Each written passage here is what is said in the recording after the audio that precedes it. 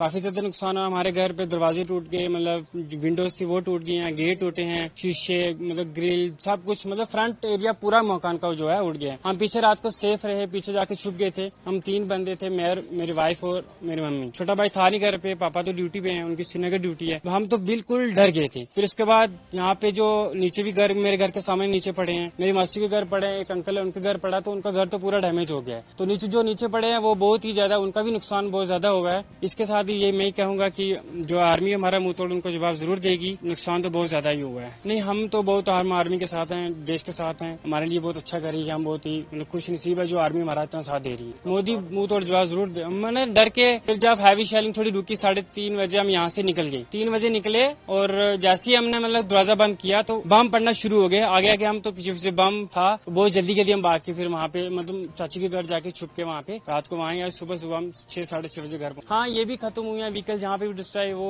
जो दूसरी थी वो भी खत्म हुई है। हमारी बाइक थी एक, वो भी खत्म मतलब हो गई है सारी। और यहाँ पे हमारी जमीन पे 3-4 जो है वो बम पड़े हैं। बहुत हैवी शेलिंग थी, बहुत ज्यादा। मतलब हम तो इतना डर गए थे, हमारे तो मतलब कान के पर्दे जो हमने सोचा फट गए, अंदर बुरा हाल हो गया था हमारा। हाँ, पीछे वाले कमरे में छुप गए थे। अलमारी थी, एक अलमारी को आगे लाया तो उसके पीछे जो बड़ा गद्दा होता है वो डबल, उसको खड़ा किया, उसके पीछे छुप गए और ऊपर गद्दा डाल दिया ताकि अगर शेलिंग होती है तो थोड़ा हमें सपोर्ट मिल जाए।